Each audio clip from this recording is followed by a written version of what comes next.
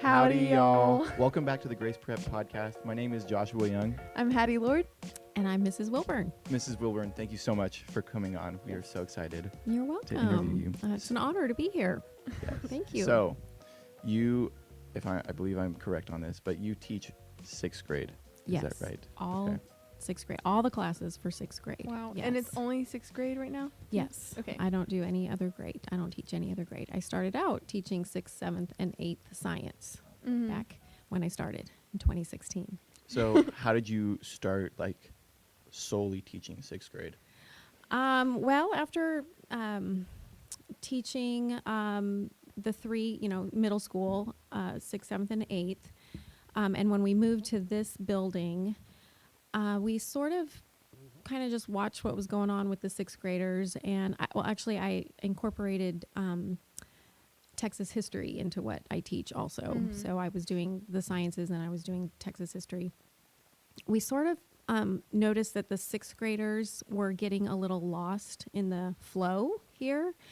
And they were also taking every class they could possibly take, which was causing them to get a little overwhelmed. I literally saw one of the 6th graders get run over in the hallway, bruised. Wow. And so, it was an accident. It wasn't anything beyond that. It was just someone bumped into her and she fell over. So I thought, let's do something with these 6th graders that is a little different, where we have one teacher that just sort of mother hens the 6th grade class. And since they are our youngest group of kids here, it was just an opportunity to take them into one class, have one teacher. So, Grace Prep is new for a lot of people when they come here. This 2-day a week per classes is new. The homework load is new. And just the accountability of having to turn in homework. And so we decided with the 6th graders, we would have one teacher. So they only had to learn one set of rules. And it worked out really nice. And the kids really like it. And they get excited for 7th grade when they get to change teachers and change classrooms. It gives them something to look forward to with that also. But they do really enjoy having just the one teacher, because it's pretty overwhelming for them when they first get here. I bet. Yeah. So, at that time, when you were teaching 6th, 7th, and 8th science, were you at First Baptist? I was there 1 year, and then 1 we year. moved over here. Wow. Yeah. Okay. So, Yeah. if you were there for 1 year, how did you come into being vice principal of Grace Prep? Well, I think that was me being a squeaky wheel all the time. That was me just noticing things that, I thought, oh, we should, let's think about doing this, or let's think about changing this, like with the 6th grade. I wasn't in that role of assistant principal at that time when that came about. The testing, that was another thing that we noticed that needed to probably be done here at Grace Prep. So that was something I squeaked about. Testing to come in. Yes, to the school. testing to come in. So beforehand, you're welcome, everybody who had to get tested. That would beforehand, you just let anybody in, or was there well, there was still an interview process with Mrs. Pryor, but we didn't test. We just went on whatever anyone said, if they were ready for whatever math class. Math was really the main place that we saw where kids weren't always ready for the math class that we were putting them in. And so it was a struggle for both the student and the teacher. Yeah. And when you're only, with everybody 2 days a week, you really have to be able to move ahead quickly. And so that was one of the main areas that we saw that we needed to test before, so that we could really get them placed into the right class for them. And then we just decided we would test just reading, writing, and arithmetic. Right on. So, Right on. so yeah, that's how that developed. And it's been really helpful. It's been really good. So with having kids being tested when they come in, I've been told you have high standards for your students. And have you ever faced any challenges or pushbacks from having such high standards? I don't know if you have super high standards. That's just what I've been told. You're right. You haven't been in my classroom. Yeah, Hattie could probably attest to that. Yes. I do have high standards, and that's because I know that they're attainable. Yeah. So I don't expect kids to do anything that I don't think that they can do. it just might be that I'm asking them to do something that they're not used to doing, or if it doesn't, something they turn in isn't what I wanted from them or what I think they're capable of doing, it gets turned back with a redo on it. So yeah, so that's true. What you've heard is that I am, a stickler for certain things, and I don't get pushback from the parents about it. Every once in a while, I'll hear something like, "Oh, there's tears at home over a certain assignment," and when I hear that, then I know that whatever I'm asking them to do might be too much, and I just say, "Okay, take a break from that, and I'll talk about it with the student at school." So yeah, I do have a limit, and if someone, if a parent comes to me, and says, "Hey, this was a little much for whoever," then I very much listen to what they say. But when they come in, yeah, we're looking for kids that can handle the pace. I mean, it's a pretty aggressive pace, wouldn't you all say? Especially in middle school. I think Yeah. it's pretty similar in middle school and high school at Grace Prep, like the pace, which is like I had a lot of friends in public school, and middle school and high school was a big transition for them. Mm-hmm. But here, I mean, I didn't really feel the transition because it had already been, as Miss Expected. Wilburn might say, rated R for rigorous. Yes, for Remember rigorous. Yeah, rigorous. We talk about rigor mortis Oh, in the classes too, that's where just talking about forensics. yeah, like Yep. I want it to be rigorous, Mm. but not so much that the mortis sets in, right? You want it to be hard, but you're not trying to kill anybody with what Yeah. you're doing, So, And you do such a Um, great job with balancing that. well, it is a balancing act. Yeah. So, and that's why I listen to parents when they, tell me, "Oh, we're having a hard time, doing Mhm. whatever the assignment is." And I've learned through the years, like, okay, that assignment is a little bit difficult the way I assigned it. I have to change the way I do this particular assignment. And so when parents give me feedback, I always, it's very helpful. So I always Mhm. tell the parents that I really want to partner with them. I need to hear Yeah. what's going on at home, because there's a lot to do at home. And so it's good to hear, how things are going there Yeah. as well, not just in the classroom. I think that's amazing. I loved that you pushed us to do like harder things. Always, yes. You you can know, do hard things. Exactly. And I think, I don't know, maybe that's just a big thing in our culture. I don't know if that's always been that way, but it just seems like a lot of adults have such low expectations Yeah. for like children and teens. And, Mhm. really like we're capable people, and we're like everyone is just capable of so much more than they can really realize until Yes. they're pushed. Yes. Mhm. And so Yes. like jumping into 6th grade, especially having that like where you're there to kind of be the mother hen, it's not, Mm. it's not so overwhelming. Like we know that there's compassion and like you're understanding and reasonable, but it's also good to just know like, okay, I have to buckle down. Like I'm going to actually work. you Yeah. know? Yeah. And if I don't, she's going to make me redo it. So then I have to do it twice. So might as well just do it right the first time. Yeah. So, That's so interesting because you and Miss Leeds have that in common. mhm. Like that was like pushing your students is something Miss Leeds does very regularly in like a Mhm. healthy way, same way you Yeah. Yeah. do. And I see that with so many teachers Yes. here. It's like you are capable. Yes, and, you like, can you do are this. able. Yeah. Yeah. I love Yeah. that so much. Yeah. Yeah. And you all are very able to do, capable of doing so much. So, Mhm, mhm. so do it. So do it. No time like the Um, present. Going back a little bit, you came to Grace Prep through how? Like, Wow. Well, so I met Mrs. Pryor at CYT. So Oh, my really? kids were Right on. CYT kids as well. And we were painting yellow brick roads, I think, for Wizard of Oz when we met. And we just talked school a lot. And I was teaching at another school at that time. And, or that's not true. I had come from another school and was homeschooling at home again Okay. at that time. And I had some other kids come into my house, and we were doing some fun things together, kind of like a co-op. But we just kept talking about school and learning and education, and we just had fun talking about different things. And I would ask her questions, and then she had an opening for science, and my daughter, my oldest, was going to be coming to school here also. And so, yeah, she asked me if I'd like to teach science, and so that was how that started. Okay. So I'd love to get into this in a minute. You were a nurse in the military, right? Yes. Okay. How did you get how did you go from How that did I to do that? teaching? I know, right? So, yeah, I was never one of those people that was like, this is what I want to be when I grow up. Mhm. You know, I didn't know what I wanted to do even when I went to college. I didn't know what I wanted to do. So I started out at a junior college and just was taking all the, classes to get through that. And almost everyone in my family was in the medical profession, so Oh, it really? just sort of came naturally to do that. My uncle was an emergency room physician, and he suggested nursing, and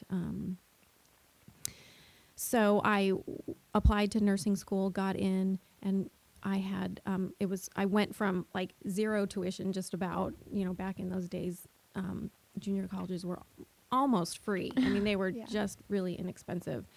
And then I jumped into a private school, and I can remember getting my first tuition bill that came to me, not my parents. And I said, whoa, I don't know how I'm going to pay for this, So I went down to the ROTC building. What, if you don't mind me asking, what is So ROTC is, well, high schools have ROTC and colleges have ROTC. It's basically where students learn a little bit about the military Okay. with the idea that they're going to join the military Okay, right on. afterwards. Right on. So I went through the testing to do there and got a full scholarship for Wow. for nursing, and plus a little extra money for books and some spending money. So that was really great. Mm. And so I come from a family also that had a lot of military people. So it was sort of a natural thing for me to go to ROTC, look to that anyway, and look to see if I could get a scholarship. So anyway, then my college was paid for, and I knew what I was going to be doing afterwards. And so joined the Air Force as an officer. And funny thing about that is, I don't know how much, maybe if parents listen to this, they might get this a little bit more, but my ROTC, so this was in California. I was raised in California. And I went to, my nursing school was in Oakland, California, and Berkeley is right, a neighboring city to Oakland. And my ROTC was at UC Berkeley, which is kind of funny because they burned down their ROTC building in the 60s. They never rebuilt it. So we were in this old shabby building. And so it's just kind of funny to hear that you would do ROTC at UC Berkeley because they're just sort of anti-military. Or they were at that time anyway, but it was kind of funny. So anyway, I joined the military, was an officer, worked as a nurse. I was in for 7 years. Wow. And then when my first child was born, I always thought I would, I was always one of those women that was just feminism all the way, and just, I would work and I would raise my kids and I would do anything I wanted to do and not let anything stop me. But when I saw my first little baby girl, she stopped me. Aw. I was like, nope, I'm staying home. And I told my husband, you have to do everything that you can do Wow. so that I can stay home. And I was able to get out of the military and basically stayed home with my girls, all the time. I worked, you asked me how I got into teaching from that. We moved around a lot being in the military. And anyway, when we moved to Texas, I was looking for a school like the one that my kids had been in Alabama, where we were living before that. Couldn't find one like it, so I decided, well, I'll just homeschool them. What And was so that that's school how like? that started. It was a classical Christian Oh, school. okay. So sort of not like Grace Prep in how Grace Prep is structured, but we can be pretty classical. yeah, Yeah. we have there's a lot of classical elements Mhm. Yeah. to Grace Prep.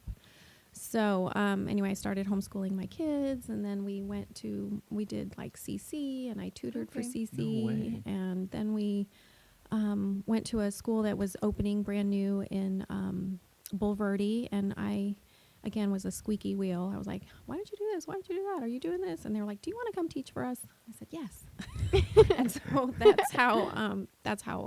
was my first job teaching in a classroom. Wow. So I taught there for 2 years, came back home with my kids, and then came to Grace Prep. So all in all, it's been about 15 years that I've been teaching. Wow. So longer than Wow. I nursed. How long did you nurse? I was a nurse in the military for 7, and then worked like part-time here and there for about another 3 years. And when I Okay. moved to Texas, I did not work as a nurse again. So, and we've Yeah. been here since 2010. Okay. Were there any experiences in the military that like changed you, like had a significant impact on your life? I will say for all of you who had been yelled at by me, right? um, I will let you know that there is nothing scarier than having a colonel have your heels up against the wall with you standing at attention and them yelling at you. So that happened to me. Okay. Really? So those of you who think that, I can deal it out but can't take it, I've had to She take took it in it. my time too. Wow. So I will never forget that. And I was wrong.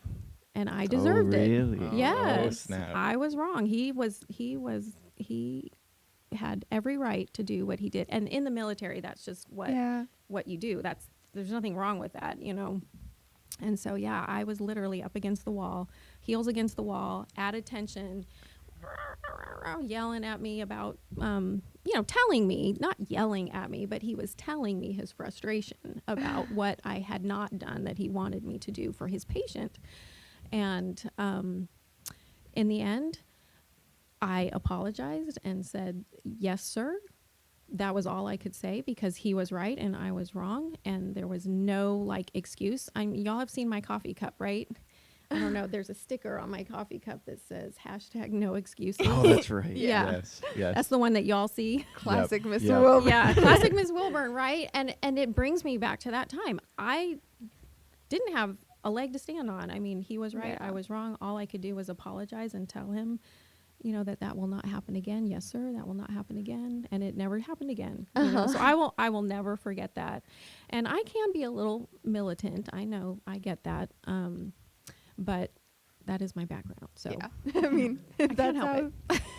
I liked the military. Yeah. What can I say? Yeah. I don't know. So, what did you do wrong? yeah. Oh, Can we I hear? didn't do something fast enough is really what Okay, it was. okay. It wasn't that I didn't do it. I didn't do it. I didn't prioritize it fast enough. And I Okay. was a new nurse. And Okay. so, I mean, nursing, you have to learn. Mm. And it was actually a patient who needed a blood transfusion. And it just took me a little too long to get that going. Okay. And he Okay. was rightfully Mhm. upset because he was looking out for, his patient. And Yeah. so that never Yeah. happened again for me. I mean, you learn when you make mistakes. Yeah. and someone And yells you at admit that you were wrong. You learn. You have to be able to admit that you were wrong so that Mhm. you can learn Yeah. and move on from that. But yeah, that was a great question.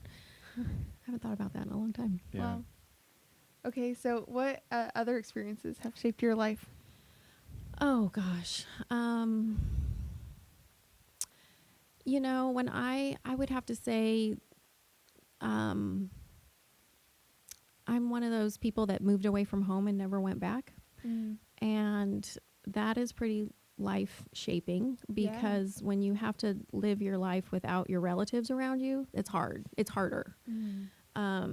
So my husband and I both are very independent people, and we didn't choose to live by his family either. And so that was,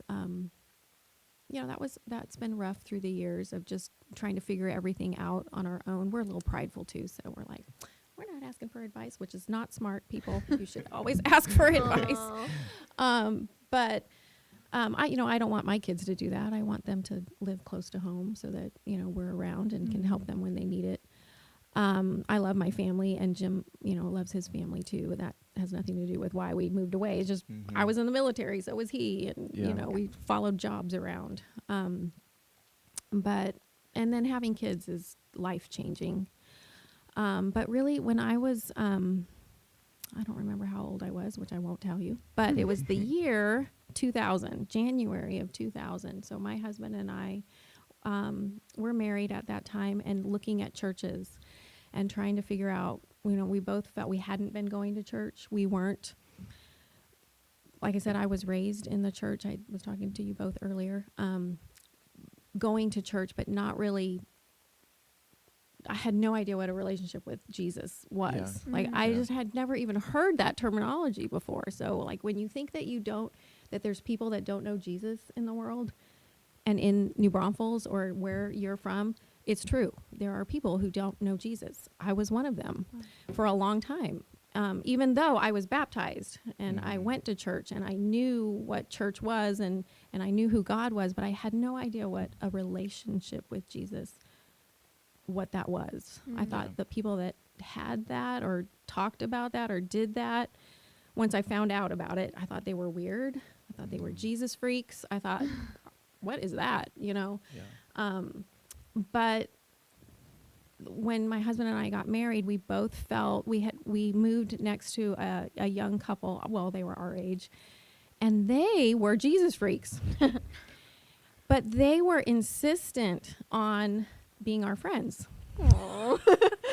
Thank you, Lord, that they were insistent on being our friends. And they taught us what it looked like to live in a relationship with Jesus. They were so fun. I love them still. They are our godparents to both of our girls. They live in Ohio. They don't live near us, but they were just fabulous. They talk about God putting the right people in your life at the right time. And so they really piqued our interest. We wanted what they had. Yeah. We wanted the joy that they had. So we saw the love that Jesus wants us to have for everybody. We saw that in them. And we wanted it. And so we church shopped, and it wasn't until that was probably 2 years before we moved to Florida, and we started going to a Lutheran church there. And I still have my Bible. It's the very first Bible I bought, and I wrote the date in there, January of 2000. Wow. Okay, it's 2000 was when I bought my first Bible and read it, you know, and figured out that year what it meant to have my own relationship with Jesus and really want that. And that was life-changing. That really was when Jesus talked about being born again. Or it's probably not Jesus, it's Paul, or whatever, you know. I'm still, my Bible knowledge, I'm a little late coming to the game, so I don't always remember every single thing that I should. But anyway, when the Bible talks about being born again into your faith, it's so true because, like I said, I was baptized, and I was confirmed as a young, like a 7th grader, but I didn't know what all of that meant. And really, when we met that young couple and started going to church on a regular basis and had a pastor really come alongside us and show us what a relationship with Jesus was or is, we were truly born again. Yeah. And it's amazing. That feeling is amazing. Yeah. Yeah. That is amazing. So that was while you lived in Florida? Mm-hmm. Okay, we so were living let's in map Florida. this out for Destin, a second. Florida. Okay. Mm-hmm. Ooh, So fancy. you lived in California. Yep. And then from there you went to Oh, Florida? Ohio. Oh, to Ohio. That's where I met my husband, in Ohio, and we got in the married military? there. Mm-hmm. Okay. We got married. I was actually born in Ohio. Oh, wow. And then met my husband there. We moved to Florida in the military. I wasn't still in the military. And then from Florida, we moved to Alabama. And from Alabama, we moved here. Okay. What's been your favorite place? Oh, gosh. I've enjoyed everywhere. But, I mean, Destin. Who's been to Destin in the room? That's beautiful. Everyone asks us, why did you move from there? But the funny thing about Destin is the population goes from, for when we were living there, about 40,000 people to like 140,000 people in the summer, Oh, like wow. when the tourist season Wow. comes. And so it turns into this whole nother, now it's just lots of people all the time. But back then it was really quiet there in the wintertime. Huh. So we didn't want to raise our kids in that chaos, Yeah. I guess, in the summers. That's but understandable. yeah, That yeah. is So, pretty but anyway, chaotic. we've lived here in Texas the longest. Yeah. Now we've moved 3 times since we've been to Texas, but Do you think you'll move again? well, we're building a house right now. Oh, Wow. that's Yes. right. Very that's cool. true. I Yes. didn't even knew that. Very But cool. it's still here-ish, Yeah, it's right? in Canyon Lake. Okay, yeah. Yeah, it's in Canyon Lake. So, I mean, basically yes. But That's yeah, so cool. we've been in a rental house for a couple of years now, Mhm. and that's good. But I mean, it's been hard on me because I like to putz around in the backyard and in the garden and flowers and all that kind of stuff. So Aw. I haven't had that. I haven't had my things that I like to do in my spare time for a couple of years. But Yeah, It's that's coming. sad. It's Okay, coming. good. Yes, yes. Has there like from all the places you've been on, what is that coast called? The West Coast. The West Coast. And The California sorry. coast. Yes. And The then Pacific Ocean. all the way over across the United States. Mhm. Has there any, like, have those locations influenced your worldview and like your Oh. perspective on life? Oh, Great that's a great question. question. Yeah, it's different everywhere you go. Yeah. Mm-hmm. And I love that we've lived in all these different parts of the United States, because if I had just stayed in California, Californians get a bad rap, but they're good people. And down in everybody's heart, regardless of how you feel about politics or whatever, they are good people and fun people. And California is beautiful. It's the most beautiful place I've lived, because there's everything there. There's mountains, there's ocean, there's valleys, there's skiing in the winter, there's hiking in the summer. So there's just so many things to do there, and beauty and national parks, and that makes me sad that I didn't raise my kids there for that reason. Yeah. Because the other places that we've lived haven't really compared in that respect. Ohio people are lovely people. I'm a Buckeye at heart, so that's easy to fall in love with people that live in Ohio, but they really are just great, hardworking Americans there, and just get along with everybody. Florida was lovely too. Everyone was super nice there. Of course, military, when you move around with the military, everyone's looking for their people right away because they don't live by family. And so everybody becomes family with each other. And so when you move around with the military, it's really easy to connect and enjoy where you are. But living in Destin was so great. But like I said, there were a lot of people that would come there that weren't from there. And so you were meeting people, a lot of people from the East Coast come to Florida in the summer or for vacations.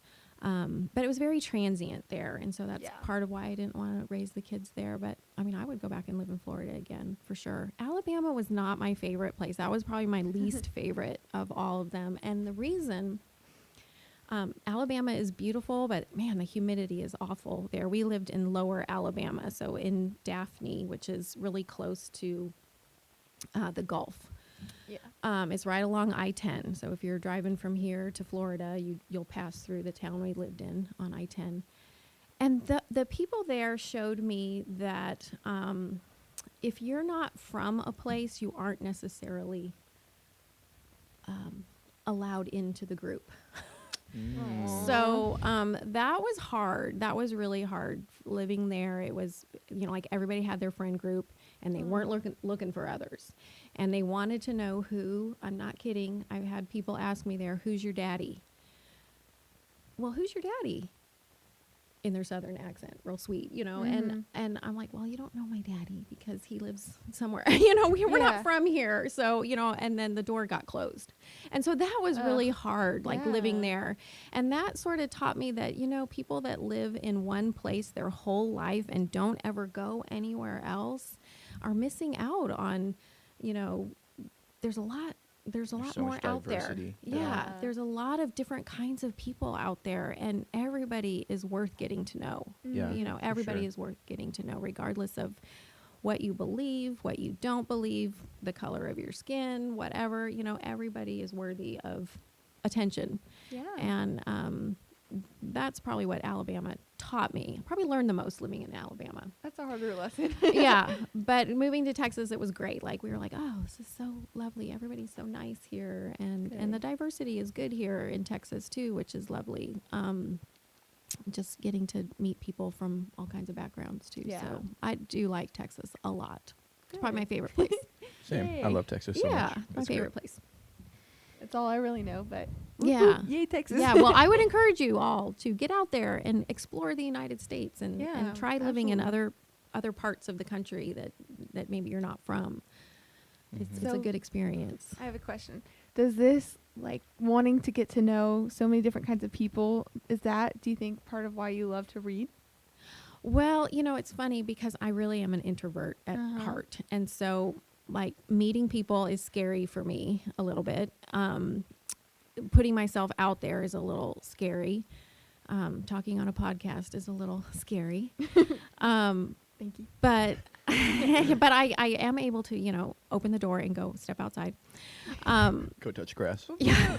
Yeah. So I don't remember what your question was really. I'm so sorry. I know we were talking about like do my friendships and Like meeting new people. oh, and reading. Yes. Yes. I've never really made that correlation, I guess, but and I go through phases in reading. Like sometimes I love reading and I'll devour books, and then I'll go a long period of time without reading for some reason. I'll get busy or just not think about it, or raising my kids for 20 years or 18 years, however long it was. I didn't do a lot of just fun reading. But, I just like over the break, I read 2 books over the break, and now my neck, I'm like at a Rosti because I'm like, oh, why is my neck hurting so bad? Oh, because I read. Do you stick with fiction? I like historical fiction. The last book I read was about, this was not fiction. It was historical, but not fiction. It was about, Lister, Joseph Lister, who is a scientist, and he helped us to learn about, really aseptic techniques in hospital settings. And so it really appealed to me because of my nursing background, but it was during the Victorian time period. And so people were having to go through surgeries, and anything they did in the hospital, their wounds were all getting infected and they would die. I know this is not really what you want to know in your podcast. So with like, did you say aseptic? Aseptic What and does that mean? antiseptic. So aseptic would be like, how you are during a procedure, how are you keeping things clean while right you're on. during Right on. a procedure? Yeah. Because Yeah. back in that time period, it was ugly. Yeah. It was not, there was no aseptic technique Yeah. ever. Yeah. Like it was just like go from one surgery to another without even washing your hands. Yeah. And so, Or equipment. or equipment, Yeah. or your clothing or anything. And it was really kind of gross. But anyway, he discovered that it was he and Louis Pasteur, right there, that guy, discovered about microbes and that there are germs. Yeah. They thought it was coming from the air. Anyways, I it was think- interesting to see what people thought when they didn't know. Did we Yeah. talk You know? about him or the other The guy in Semmelweis. 6th grade? Semmelweis is who we Semmelweis? talked about in 7th grade, or one Okay. of our sciences Uh-huh. who helped discover this, was also in the same, living during the same time period, trying to figure out germs and Oh my why people goodness. were always dying after they had any kind of medical procedure. But everyone would refuse to do what he said, which was simply hand washing. Oh, And he my went goodness. crazy and died in a mental institute because he was so What? adamant about what he wanted to do, but nobody believed him. That's Wow, dedication the first right there. germaphobe. Right? I know. I remember learning that in your classroom, and I mean, not that part, but Yeah. just like the discovery of essentially that we're like dirty, like it's Yeah. not even really germs yet, right? Yeah, I mean, to us, it's so natural to wash your Uh-huh. hands, right? I They just didn't do that. Yeah, I was crazy. blown away, flabbergasted. By Yeah, well- that discovery and how late it was made, cause Right? like yeah. just for so long, Yeah. we just did Yeah, not value it was cleanliness. not that long ago that we discovered these things. So Oh it really my wasn't that goodness. long ago, which lets you know that there are still so many things out there to discover. Absolutely. I tell my kids this a lot in science classes. You think everything has already been discovered because Mhm. we're so advanced, but not so. I mean, There's if you more to love go. science, yes, ask questions, wonder why. I always tell people, wonder why. Why is it like this? Why is that like that? Why, wonder about things. Like, Yeah. don't ever lose your sense of wonder. Man, I think even I remember being so encouraged by that too, because 6th grade was right around that time where I had been so interested in science, Uh-huh. and I was like, everything's been discovered. Yeah, it's all done. The more I learned in school, the more I realized we Dang. don't have any questions left. Yeah, there's nothing left to do. But then you were like, actually, keep wondering why. And Yeah. I think that is also whenever I kind of made that connection, like, Yeah. oh, there's Yeah. a lot left to Yeah. learn. yes, Which is exciting. it is. It is exciting. Yeah. Yeah, lifelong learner right there. right there, right here. Mhm. There's a quote, I think it's by Henry Ford. A man who keeps his mind learning will always like prosper more than a man who is like learning is for like weirdos. I don't Right. know. I don't know Right. the Or actual children. quote. Yeah. But I've always thought that to be so powerful. I Yes. just love that quote. I was like, I always want to keep learning. I always want to improve. Yes. So, Mm. Be a lifelong learner.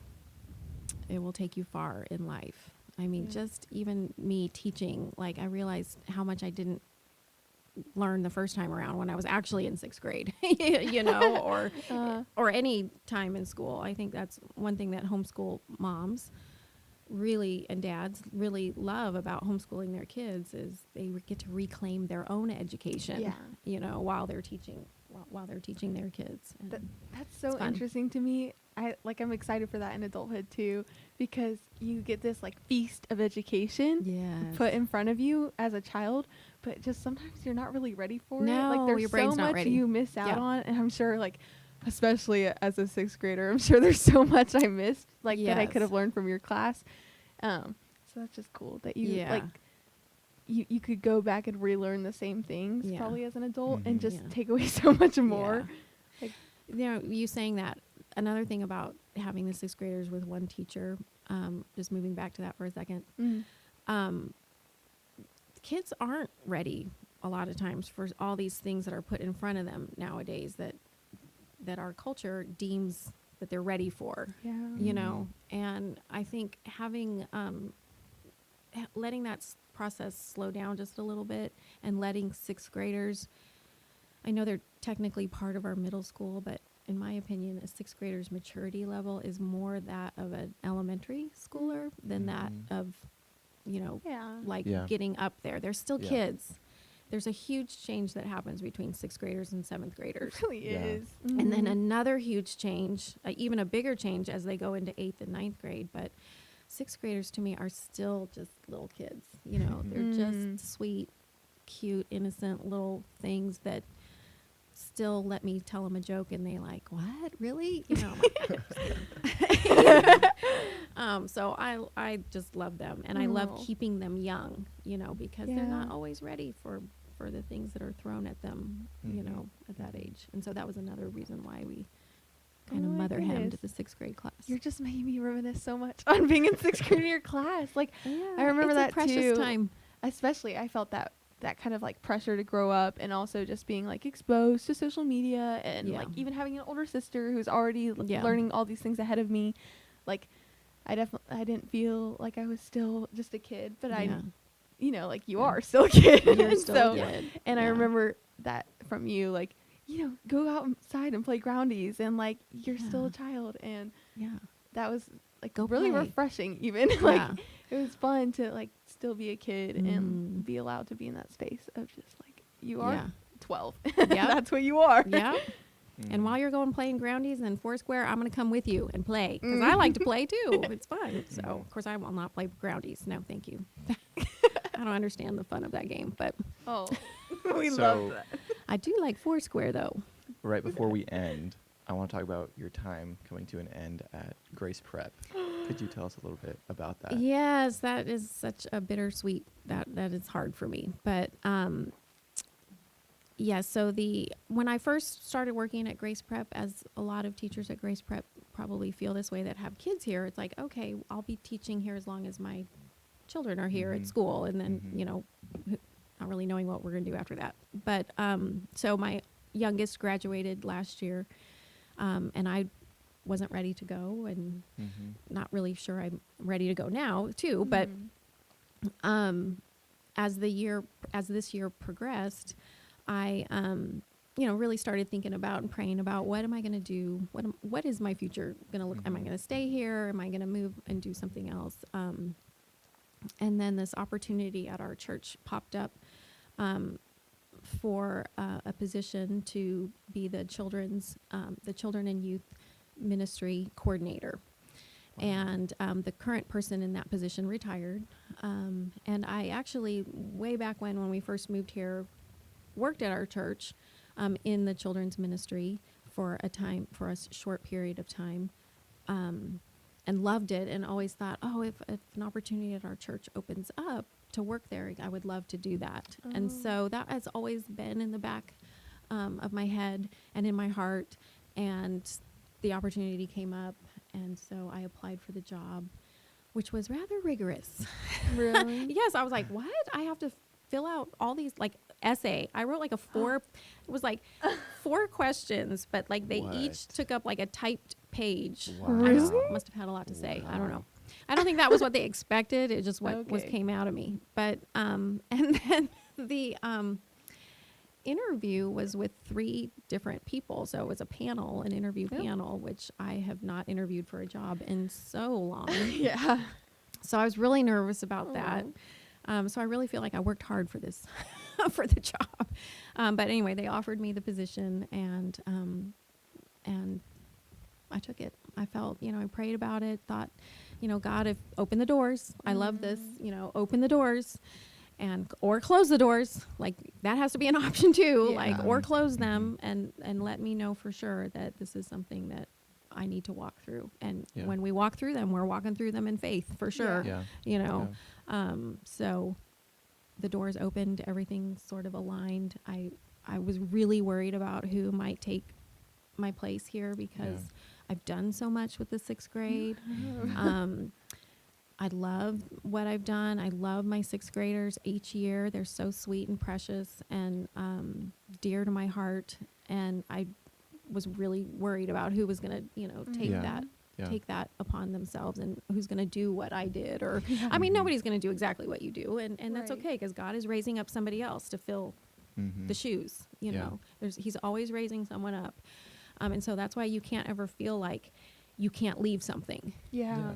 Yeah. I can't ever leave this or else it will fall apart. No, that's not faithful living. Mhm. Yeah. God is raising somebody else up to take your spot. And, he put it on my heart. He made me realize like, hey, there's somebody Yeah. there that you've been raising up all this time. And when we asked, Mrs. Short if she would come and what she'd think about coming and teaching and taking my place, she's had 3 6th graders in my class Wow.